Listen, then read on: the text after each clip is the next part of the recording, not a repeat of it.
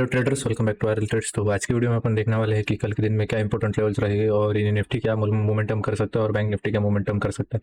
ठीक है, तो चालू करेंगे निफ्टी से। निफ्टी में देखो आपको एक एबीसीडी पैटर्न दिख रहा होगा और ऊपर से एक ट्रेंड लाइन दिख रही होगी और थोड़ा आप डीप देखोगे ये वाला पोल और ये वाला फ्लैग भी दिखेगा। ठीक है आपको, ठीक है एक बार ड्रॉ कर देता हूँ। ठीक है, ये वाला फ्लैग दिखेगा और ये वाला पोल दिखेगा।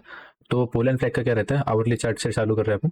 तो पोल एंड फ्लैग में क्या रहता है, जो प्रीवियस पोल रहता है वो सामने में यहाँ पे प्रोजेक्ट किया जाता है तो उसके टारगेट निकल के आते हैं। और आप थोड़ा ये देखोगे, ठीक से देखोगे तो आपको एक एबीसीडी पैटर्न दिखेगा। 618 की यहाँ से रिजेक्शन लेगा तो यहाँ पे 1.618 मतलब ऑलमोस्ट 19,500।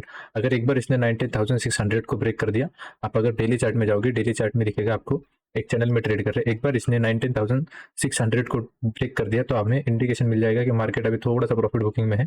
और यहाँ पे देखो एक डाउन साइड में एक ट्रेंड लाइन का सपोर्ट है। आप अगर थोड़ा देखोगे पीछे की साइड में तो अपन अभी यहाँ से जब जब भी अपन ने इस ट्रेंड लाइन को टच किया है तब तब अपन यहाँ पे अच्छे खासे बाउंस दिया है। तो हो सकता है अभी ये बाउंस के आसपास, मतलब बाउंस देने के लिए एक बार ये ट्रेंड लाइन को टच करे। ट्रेंड लाइन को टच करने के बाद यहाँ पे अपन ऊपर में जा सकते हैं। ठीक है, वो ट्रेंड लाइन का सपोर्ट कहाँ पे आएगा, 19,500 के आसपास। ठीक है, आवरली चार्ट में फिर से चलेंगे। आवरली चार्ट में आपको दिखेगा तो ऑलमोस्ट 480 के आसपास, 480 500 के आसपास वो सपोर्ट देखने को मिलता है। तो यहाँ पे थर्ड टच हो चुका है। ठीक है, ये फर्स्ट टच, ये सेकंड टच, ये थर्ड टच। ठीक है, अभी अगर इसको कंटिन्यू, दो पैटर्न बनेंगे यहाँ पे, एक तो कंटिन्यूएशन बनेगा, एक तो ब्रेकआउट बनेगा। ठीक है, ब्रेकआउट बनता है तो यहाँ वाल या इस साइड में लाइव में आप ज्वाइन होगे तो आपको पता चल जाएगा। ठीक है, यहाँ पे एक पैटर्न बनेगा। ठीक है, एंटी पैटर्न यहाँ पे। तो ये पैटर्न बनने के बाद यहाँ पे ऊपर में एक टारगेट निकल के आएगा, ये रहेगा ट्रेंड रिवर्सल। और उसके बाद अगर ये आप एबीसीडी देखोगे, ये रहेगा ट्रेंड कंटिन्यूएशन। ठीक है, अगर आप थोड़ा 30 मिनट का चार्ट फ्रेम में जाओगे तो आपको दिखेगा यहाँ पे और एक पैटर्न ड्रॉ किया हुआ है तो उसके हिसाब से डाउन साइड में टारगेट आ रहे, तो वो भी टारगेट सेम उसी जोन के आसपास आ रहे। तो अभी कल के दिन में क्या करना है, जब तक कल के दिन में देखो, जब तक कल के दिन में 850, ठीक है ये इंपॉर्टेंट लेवल है 19,850, जब तक क्रॉस नहीं होता। ठीक है, ये एक रेजिस्टेंस जोन है। ठीक है, यहाँ पे 19,850 जब तक क्रॉस नहीं होता तब तक अप साइड में एक मोमेंटम आ नहीं सकती। ठीक है, तो अगर आप क्लोज में भी करना चाहते हो तो 19,800 अगर क्रॉस करे तो 850 तक आपको एक अच्छे खासे टारगेट मिल सकते हैं। 850 के ऊपर देखो, रेजिस्टेंस रहने दो या फिर सपोर्ट रहने दो, मार्केट रेजिस्टेंस रहने दो या फिर सपोर्ट रहने दो, एक यहाँ पे एक कैंडल तो रिस्पेक्ट करती है उसकी। ठीक है, एक कैंडल तो भी बनाता है, तो 850 के आसपास निकल जाना।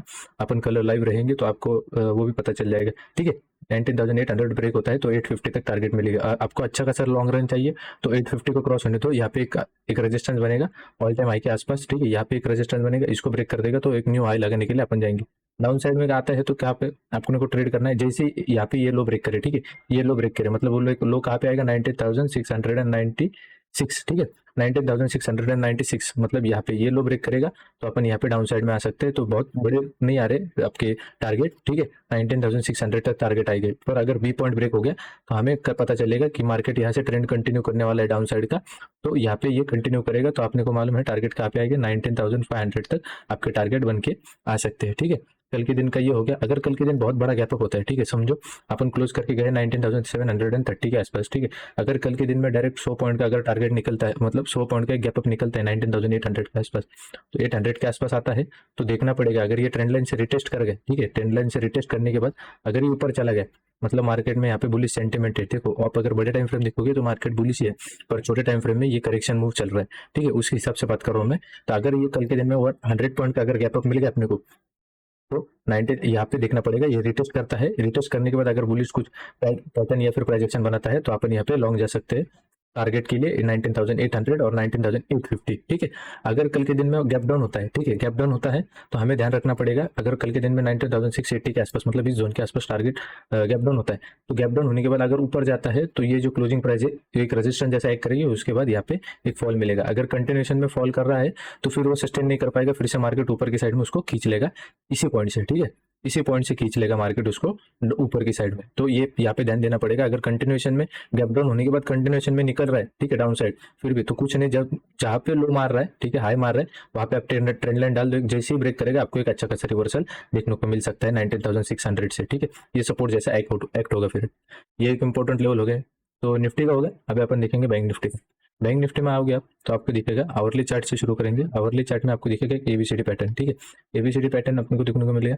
तो यहाँ पे एबीसीडी पैटर्न में क्या होगा, ये देखो यहाँ पे दो मूव आ रहे, एक तो सेम निफ्टी में भी सेम है, बैंक निफ्टी में भी सेम है। एक कंटिन्यूएशन का मिलेगा, एक यहाँ पे रिवर्सल का मिलेगा। ठीक है, तो कंटिन्यूएशन में कहाँ पे आपने को टारगेट मिल रहे 44,750। ठीक है, ये वाला टारगेट है 44,750 के आसपास अपने टारगेट निकल के आएगी। वो टारगेट लाने के लिए अपने को सबसे पहला ब्रेक करना पड़ेगा बी पॉइंट। वो कहाँ पे है? 45,227। तो ये बी पॉइंट अगर ब्रेक हो गया तो अपने को डाउन साइड में 45,000 और उसके बाद 750 के टारगेट देखने को मिल सकते हैं। और अगर कल के दिन में ये इसको 45,000 अगर 45,800 को ब्रेक कर गया, ठीक है, 45,000 अगर 800 ब्रेक हो गया, मतलब यहाँ पे एक डब्ल्यू पैटर्न बन के यहाँ पे एक एक्सबीसीडी पैटर्न बैठेगा, उसके साथ अपन ऊपर की साइड में जा सकते हैं। टारगेट रहेंगे आपके 46,000। ठीक है, आपने अगर लिक्विडिटी वाली कंसेप्ट सीखी होगी तो आपको यहाँ पे दिखेगा परफेक्ट गैप है। ठीक है, यहाँ से एक अच्छी खासी डाउन साइड की रैली मिलेगी, नहीं तो फिर यहाँ पे एक रिस्पेक्टिवली एक कैंडल बना के रिटेस्ट मारेगा और फिर ऊपर की साइड में निकलेगा। तो ट्रेंड के रिवर्सल में अगर ये रहता है तो वहाँ पे ध्यान देना पड़ता है। देखो, बड़े टाइम फ्रेम का ट्रेंड और छोटे टाइम फ्रेम का ट्रेंड आपको मैच करना पड़ता है, तब वो जाके परफेक्ट स्ट्रैटेजी बैठती है।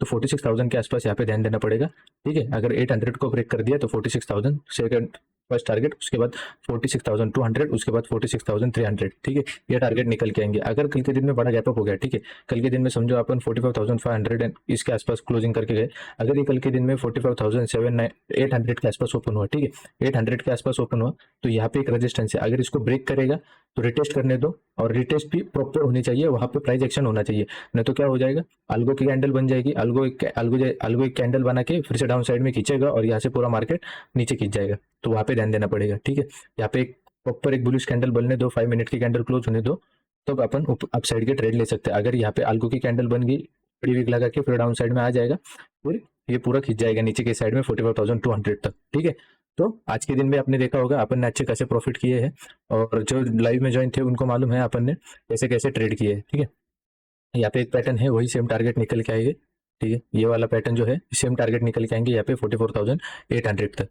तो आप अगर देखोगे, अगर कल के दिन में गैप डाउन भी होता है, ठीक है, दोनों भी सिचुएशन बता देते हो। अगर कल के दिन में गैप डाउन भी होता है तो यहाँ पे 45,500 के नीचे अगर गैप डाउन होता है, बैंक निफ्टी सबसे पहला रहेगा जो नेगेटिव सेंटिमेंट क्रिएट करेगा मार्केट में। ठीक है, निफ्टी से ज्यादा बैंक निफ्टी नेगेटिव हो जाएगा। 45,500 के नीचे अगर क्लोजिंग मिल गई तो 45,500 के नीचे की क्लोजिंग पी पॉइंट तक टारगेट आएगा 44,300, ये वाला, क्योंकि आपने यहाँ पे एक एबीसीडी पैटर्न डाला हुआ है, तो बी पॉइंट का सबसे पहला टारगेट आएगा 44,300, मतलब डाउन साइड में एक 200 पॉइंट का टारगेट है। अगर 45,300 ब्रेक हो गया तो हमें मालूम है कि कहाँ तक टारगेट जा सकते हो, 45,700 तक। तो सब क्लियर है। मेक श्योर कल के दिन में आप लाइव ज्वाइन करो तो आपको सब लेवल क्लियर हो जाएगी, और जो लाइव मार्केट में पैटर्न मिलते हैं, लाइव मार्केट में जो सीखने को मिलता है वो अलग रहता है। तो मेक श्योर लाइव ज्वाइन करते जाइए, और अच्छे के दिन में भी अच्छे कैसे ये हुए, प्रॉफिट हुए, और अच्छे कैसे सेटअप और अच्छे कैसे लर्निंग मिली है। तो मेक श्योर वीडियो पसंद आएगा तो लाइक कर दीजिए, और चैनल पर नए होगे तो सब्सक्राइब कर दीजिए। और हाँ, एक बेसिक से मैं एक लर्निंग, मतलब हार्मोनिक कैसे ड्रॉ करते हैं, कैंडलस्टिक कैसे रहते हैं, ट्रेंड कैसे आइडेंटिफाई करें, उसके ऊपर एक जल्दी से सीरीज लाने वाला हूँ। तो अगर उसके ऊपर सीरीज चाहिए रहेगी तो मैं नीचे में कमेंट कर दीजिए। Thank you for watching, thank you.